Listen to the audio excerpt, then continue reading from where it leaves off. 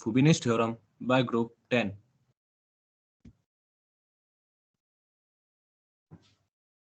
This is the prologue. Introduction to double integral.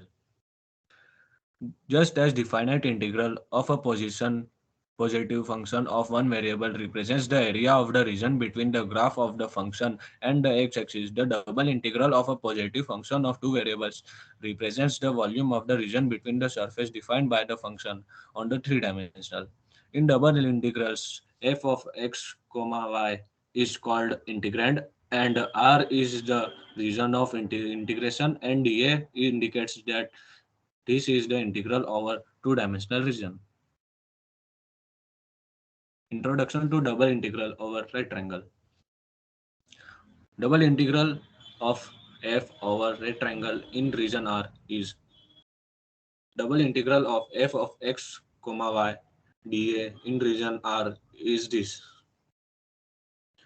The double integral of a function f of x comma y over a right triangle R is equals to x comma y. X is in the range between a to b and y is in the range between c to d.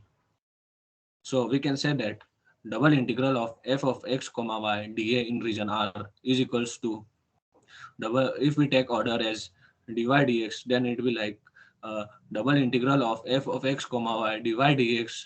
The limit of y is from c to d and x is from a to b. If we change the order as dy dx, dx dy, then it will be like this. Introduction to Fubini's theorem. In mathematical analysis, Fubini's theorem, named after Guido Fubini, is a result of which gives condition under which it is possible to compute a double integral using iterated integrals. As a consequence, it allows the order of integration to be changed in iterated integrals. Fubini's theorem says that double integral over a right triangle can be calculated as iterated integrals. Thus, we can evaluate a double integral by iterating with respect to one variable at the time using the fundamental theorem of calculus. Fubini's theorem also says that we may calculate the double integral by integrating in either order or a genuine convenience. When we calculate a volume by slicing, we may use either the planes perpendicular to x-axis or planes perpendicular to y-axis. There are two methods to evaluate double integrals. Theorem 1. Fubini's theorem. First form.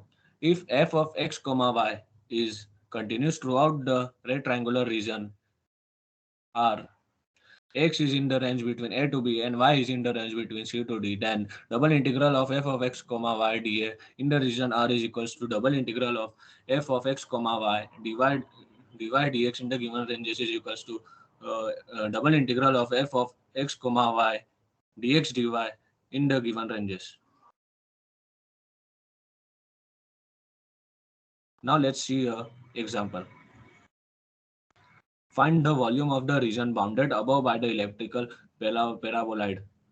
Z is equals to 10 plus x square plus 3y square, and below by the right triangle where x is from 0 to 1 and y is in the range between 0 to 2. We have to find volume here. So you can see the diagram here. This is the rectangle that lies in xy plane. So we take volume is equals to in double integration over the region R 10 plus x square plus 3y square dA. If we will take order as dy dx, then limit of y is from 0 to 2. As you can see, that is in here 0 to 2, and x is from 0 to 1. So after calculating this, we may find that volume is equals to 86 by 3. Fubini's theorem, stronger form. Let f of x comma y be continuous on the region R. If R is defined by x is in the range between a to b and y is in the range between g1 of x and g2 of y, with g1 and g2 continues on a comma b. Then double integral of f of x comma y dA in region R is equals to double integration of f of x comma y. If we take order as dy dx, then the limit of y is from g1 x to g2 x and x is from a to b. If we change the order as dx dy, then its double integration be like this. Now let's see one more example. Find the volume of the prism whose base is a triangle in the xy plane bounded by the x-axis and the line x is equals to y and y is equals to 1 and x is equals to 1, and whose top lies in the plane as z is equals to f of x comma y is equals to 3 minus x minus y. So here we have to find the volume. So this is the base of the prism. We take x limit as, if we take order as dy dx, and so we take a limit of y is from 0 to 0 to x, and limit of x is from 0 to 1, and we put the and substitute the z here as 3 minus x minus y.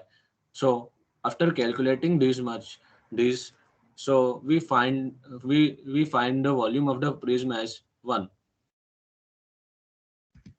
Thank you.